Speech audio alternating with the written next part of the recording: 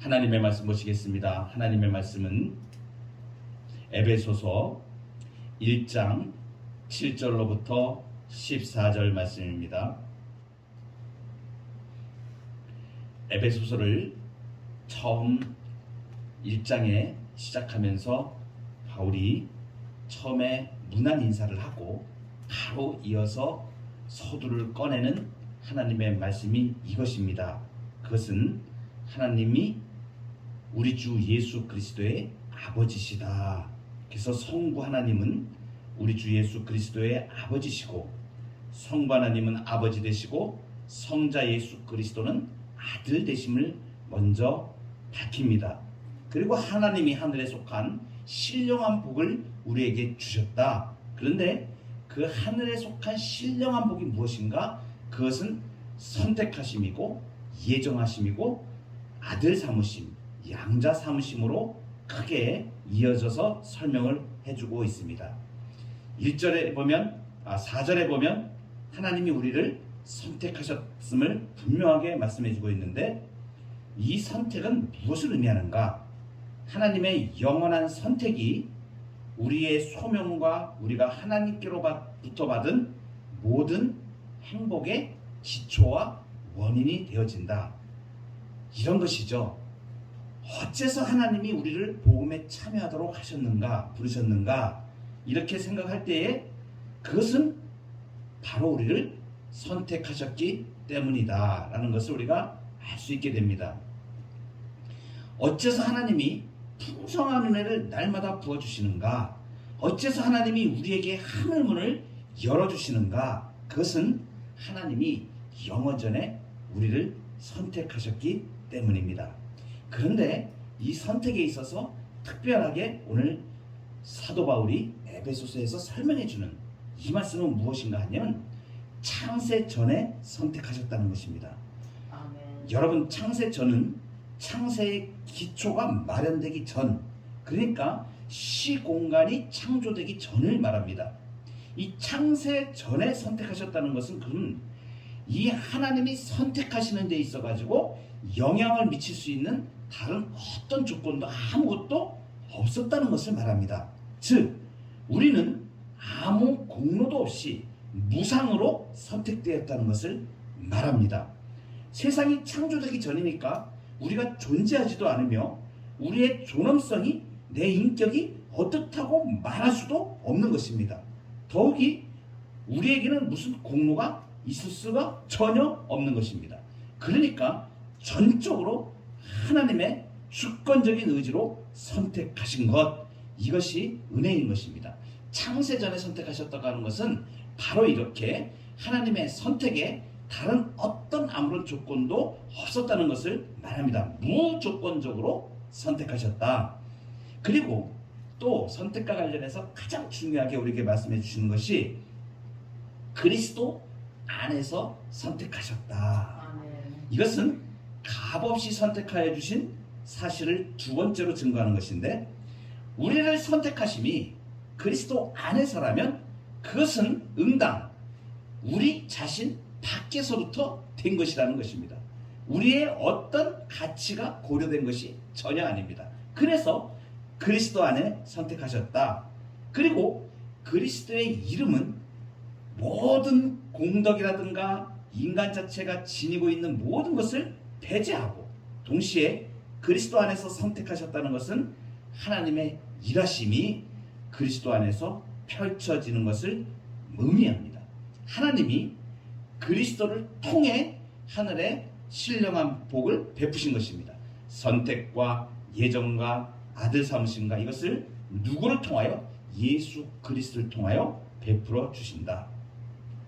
그러면 무엇 때문에 선택하셨는가? 거룩하고 흠이 없게 하시려고.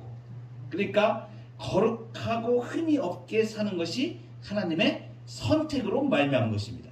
지금 우리가 하나님의 말씀으로 살아가고 말씀의 법을 따라서 하나님이 기뻐하시는 삶을 살 수 있는 것은, 그것은 근본적인 원인이 하나님이 우리를 선택하셨기 때문인 것입니다. 온갖 죄악을 저지르면서 사는 자는 부패한 본성대로 살게 내버려 두었습니다. 하나님이 선택한 자는 하나님을 경외하며 경건하게 살게 되는 것입니다. 그래서 그 기쁘신 뜻대로 우리를 예정하사 자기의 아들들이 되게 하셨으니 이는 그가 사랑하시는 자 안에서 우리에게 거저주시는 바 그의 은혜의 영광을 찬송하게 하려는 것이라. 하나님께서 선택하시고 예정하시고 이제 자기의 아들들이 되게 하는 것을 누구를 통하여 하셨냐면 예수 그리스도를 통하여 하셨습니다. 그래서 예수 그리스도의 사역이 이어서 나옵니다. 7절에 보면 그리스도 안에서 속량 곧 죄사함을 받았다. 할렐루야. 아멘. 그의 피로 말미암아 속량 곧 죄사함을 얻었다. 아멘. 우리가 어떻게 해서 하나님과 화해가 되었는가? 그리스도께서 죽으심으로 인해 우리에 대한 하나님 아버지의 요구를 만족시켜 드렸습니다. 모든 사람이 죄를 범하였다고 로마서 3장 23절에 말씀하십니다. 그리하여 하나님의 영광에 이르지 못한다. 모든 사람이 죄를 범하였다. 그리고 또 이어서 로마서 5장 12절에도 모든 사람이 죄를 지었으므로 사망이 모든 사람에게 이르렀느니라.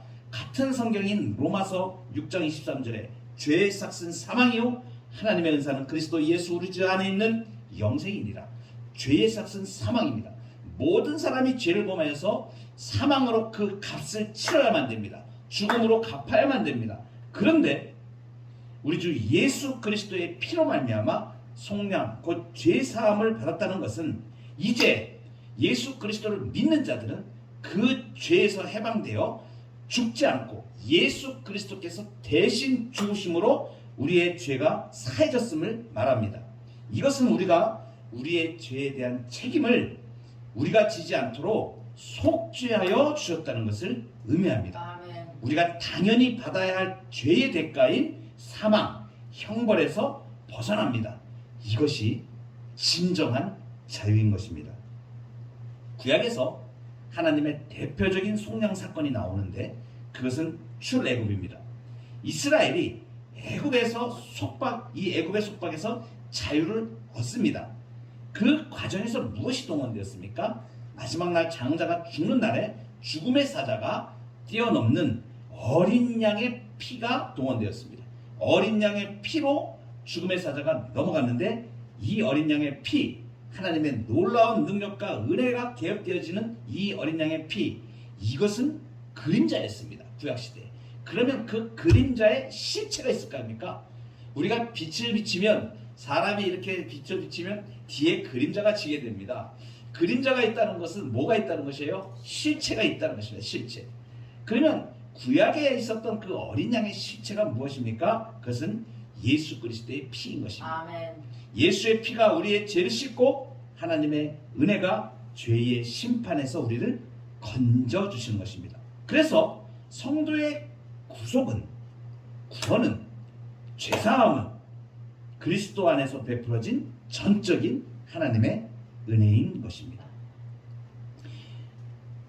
8절 9절에 보면 그가 모든 지혜와 총명을 우리에게 넘치게 하사 그 뜻의 비밀을 우리에게 알리신 것이요. 이 비밀이 나옵니다. 이 죄의 용서뿐만 아니라 무엇이 하나님의 은혜인가? 이 구속의 신비를 깨닫는 지혜와 총명을 우리에게 주셨습니다. 우리를 구원하시기 위해 하나님이 도대체 무슨 일을 하셨는지, 그리고 그 일이 어떤 의미를 갖는지를 우리로 알게 하신 것입니다. 이것은 아무나 알 수 있는 것이 아닙니다. 성도를 향한 구원은 창세전부터 하나님의 뜻이어서 하나님이 계시해 주지 않으면 결코 알 수가 없습니다. 하나님이 알게 해주셔야만 알 수 있다는 것이죠. 그래서 이것을 뭐라고 얘기하냐면, 이 헬라어 원문에서는 미스테리온 이렇게 얘기하는데 이것은 비밀이라고 지금 얘기하고 있습니다. 비밀. 이것은 감춰져 있다 이런 뜻이죠. 우리가 미스테리온 이렇게 헬라어로 얘기할 때 영어로 이렇게 나중에 번역된 이 파생된 단어가 미스테리입니다. 알 수 없는 거. 미스테리, 이렇게 비밀이라고 얘기를 합니다. 이것은 감춰진 것입니다. 그런데 이 비밀을 하나님께서 성도들에게 깨닫도록 지혜와 총명을 주신 것입니다. 그 비밀이 그리스도 안에서 알려졌습니다. 바꿔 말하면 예수 그리스도께서 그 하나님의 비밀을 드러내셨다. 성부 하나님 홀로 간직하신 것이 아니라 영원 전부터 함께하신 성자 예수 그리스도와 공유한 것이었습니다. 이 비밀을 하나님이 예수 그리스도와 공유하셨기 때문에 예수 그리스도가 알고 계셨죠. 그리고 이 예수 그리스도가 이제 그것을 이 땅에 성육신하셔서 그것을 드러내셨습니다. 그것을 알게 해주셨습니다. 그래서 예수 그리스도를 통하여 우리가 이 하나님의 비밀을 알게 되었습니다. 그러면 이 비밀의 구체적인 내용이 무엇인가? 도대체 이 비밀의 구체적인 내용은 무엇인가? 많은 사람들이 자기만 이 비밀을 안다고 주장하는 사람들이 있습니다. 그리고 예수 그리스도를 떠나서 다른 방식으로 알게 되었다고 얘기하는 사람들이 있습니다. 그것은 잘못된 것입니다. 하나님의 계시는 하나님께서 열어 보여주셨는데 그것은 예수 그리스도를 통하여 우리에게 밝혀주신 이 일, 지금 분명하게 누구나 알 수 있게 깨달아 알 수 있게 지금 계시해 주신 이 1장 10절의 말씀이 그것을 우리에게 말씀해 주고 있습니다. 하늘에 있는 것이나 땅에 있는 것이 다 그리스도 안에서 통일되게 하려 하십니다. 할렐루야. 아멘. 이 비밀의 구체적인 내용이 무엇인가? 예수 그리스도로 만물을 통일하시는 일이구나. 통일된다는 것이 무슨 뜻입니까? 통일된다는 하나의 권위와 통치 아래 놓이게 되는 것을 말합니다. 옛날부터 많은 나라가 일어서고 많은 나라가 망하고 그랬었는데 그 땅을, 그 지역을 하나의 통치 아래 두려고 통일시키는 일들을 제국들이 많이 이루어갔고 그렇게 지금도 하나의 통일되려는 노력들이 많이 있죠. 이 통일된다는 것은 무엇을 말하냐? 하나의 권위 아래, 통치 아래 놓이게 되는 것을 말합니다. 예수 그리스도로 만물을 통일하신다. 이것이 하나님의 비밀이라고 우리가 지금 알게 되었는데 이게 무엇을 말합니까? 오직 예수 그리스도의 권위와 통치 아래 놓이게 된다. 어떤 것이? 이 땅만 아닙니다. 하늘과 땅에 있는 모든 것. 하늘에 영적인 존재들이 있습니다. 천사들이 있습니다. 이 천사들, 하늘의 모든 것들, 그리고 지어진 모든 것들 뿐만 아니라 보이지 않는 영적인 존재 모든 것들을 말합니다. 그래서 하늘과 땅에 있는 모든 것에서 제외될 것은 아무것도 없습니다. 그래서 분명하게 10절에 하늘에 있는 것이나 땅에 있는 것이 다 이렇게 얘기합니다. 다 모든 것이 제외될 것이 아무것도 없이 모든 것이 예수 그리스도의 권세 아래 복종하게 될 것입니다. 이 비밀이 바로 하나님의 비밀인 것입니다. 이 비밀의 핵심 되는 것, 하나님 예수 그리스도의 통치 아래 있게 되는 것, 권위 아래 있게 되는 것, 이것의 핵심적인 것이 어떻게 전개가 됐습니까? 그 중에서 가장 어려웠던 것, 하나가 되기 어려웠던 것, 그것이 유대인과 이방인입니다. 선택받았다고 하는 이스라엘 백성들과 이방인들이 정말 하나가 되기 어려운 상태였는데 이 유대인과 이방인이 하나가 되는 것, 그리스도 안에서 하나가 되어진 것, 이것이 굉장히 중요한 사실이라고 이 사도 바울이 이제 전개를 해나갑니다. 그것은 이제 좁은 의미에 이제 실현되어진 하나님의 비밀이 성취되어져 가는 것이고, 이제 정말로 중요한 것은 이제 하늘과 땅의 모든 것이 다 예수 그리스도 안에서 통일되어진다. 만물을 통일하게 되는 때는 언제입니까? 그것은 물론 우리 주님 재림하실 때입니다. 그러나 이 만물을 통일하시는 이 일은 이미 교회 가운데서 이미 시작이 되었습니다. 그래서 예수 그리스도로 인하여 시작이 되었죠. 그래서 이미 임한 하나님 나라, 그리고 아직 이제 재림의 때를 기다리고 있는 하나님 나라에 대해서 제가 설명을 해드렸습니다. 이 만물이 통일되는 것은 예수 그리스도의 재림 때에 완전히 다 확정되고 완성이 되겠지만, 이미 이 통일하시는 일은 교회 안에서 이미 그 일이 시작이 되었습니다. 그래서 믿음의 일들이 일어나게 되었습니다. 그래서 11절에 보면 모든 일을 그의 뜻대로 결정대로 일하시는 이의 계획을 따라 우리가 예정을 입어 그 안에서 기업이 되었고, 이렇게 예수 그리스도께서 만물을 통일하시는데 이 교회가 지금 쓰임받아 나가고 있습니다. 13절에 보면 그 안에서 너희도 진리의 말씀 곧 너희의 구원의 복음을 듣고 그 안에서 또한 믿어 약속의 성령으로 인치심을 받았다, 이렇게 말씀하십니다. 성령의 인치심이 있다. 성령이 도장을 찍으셨다는 겁니다. 인을 쳤다는 도장을 찍었다는 것을 말합니다. 도장을 어느 때 찍습니까? 여러분, 과거로부터 지금까지 계속해서 우리는 도장 찍는 일을 보게 됩니다. 인치심, 도장을 찍는다라는 것은 대표적으로 소유권을 말합니다. 소유권을 상징합니다. 이게 과거에 왕들이 이렇게 자기의 어떠한 그 통치를 증명하는 것들, 이런 것들을 전부 다 도장을 찍어서 확인을 했습니다. 그러면 도장을 보면, 이 도장을 찍는 걸 딱 보면, 아, 이것이 주인이 누구구나 라는 것을 분명하게 알 수 있게 되는 것이죠. 여러분, 우리가 성령의 도장 찍음을 받았다, 성령께서 도장을 꽝 찍으셨다, 이것은 소유권의 상징인데 누구 소유인가? 우리가 하나님의 소유인 것을 말합니다. 아멘. 하나님께 속한 증표를 의미하는데 성령의 인치심, 이것은 무엇을 말하는가? 우리가 받은 성령 세례를 의미합니다. 성령 세례에 대하여 잘못 알고 있는 분들이 많이 있습니다. 하나님의 말씀은 분명하게 말씀하십니다.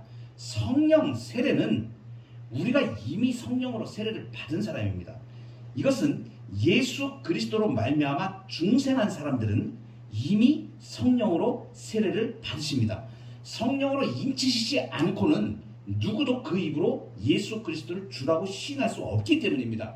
예수 그리스도를 믿음으로 고백하는 사람들은 이미 성령이 그 마음에 인치셔서 중생하게 하셔가지고 믿음을 주셔서 주 예수를 고백하게 하시고, 그래서 성령 세례를 받게 되는 것입니다. 그래서 성령 세례는 여러 번 받는 것도 아니고 뭐 어느 때 능력으로 받는 것도 아니고 예수 그리스도를 믿을 때에 그 마음에 중생을 시키셔서 성령께서 단 일회적으로 누구에게나 인생에서 단 한 번 예수 그리스도를 믿을 때 그 믿음이 바로 성령 세례의 증표인 것입니다. 분명하게 우리가 알아놔야 되고, 나중에 시간이 되면 제가 비교하여 성령 충만에 대해서도 말씀드릴 것입니다. 어떤 사람들은 성령의 은사를 받는 것을 성령 세례로 말씀하시는 분들이 있는데 그것은 잘못된 것입니다.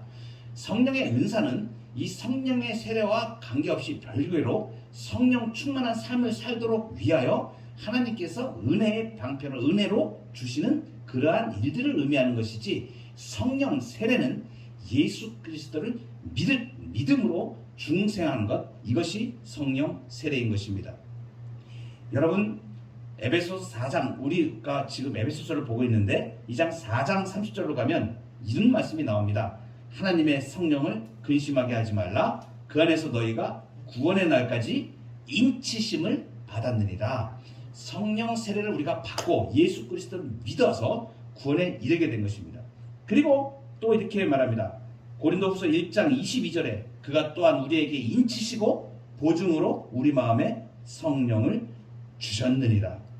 보증으로 사람들의 의심을 제거하죠.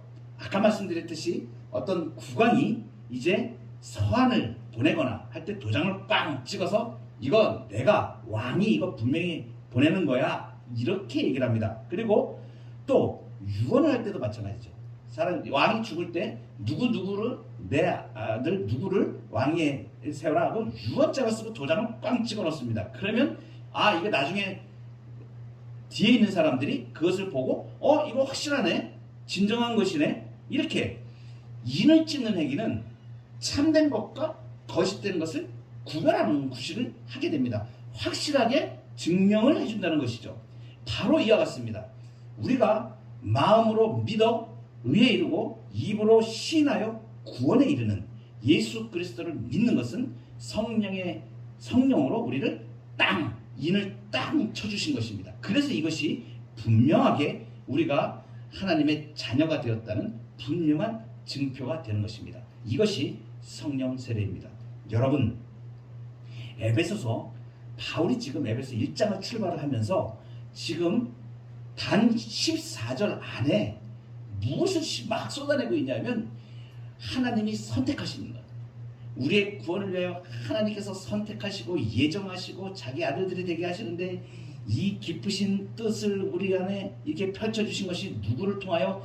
예수 그리스도를 통하여 이 일을 쭉 이렇게 이루어 오셨고 구원의 역사를, 구속의 역사를, 죄사함과 양자됨을 자기의 아들들이 되게 하시는 그 일을 예수 그리스도를 통해 하셨고, 그리고 그 예수 그리스도를 믿는 그 믿음 가운데 성령의 인치심으로 성도가 예수 그리스도를 믿는 믿음에 완전하게 이르게 하셨다는 이 숨가쁜 이 14절까지 이 구절 안에 쭉 이렇게 지금 설명하고 있는 이 가운데 성부 하나님과 성자 예수님과 성령 하나님의 놀라우신 삼위일체 하나님이 구원을 이루시는 것들을 지금 설명해 주고 있고, 성부 하나님의 그 놀라우신 사랑과 예수 그리스도의 순종하심과 의를 이루심과, 그리고 성령께서 우리에게 중생케 하시고 인치해서 보증이 되셔서 우리의 믿음을 확증하시는 이 일을 지금 쭉 설명해 주고 있습니다. 우리의 구원은 이렇게 놀라운 것입니다.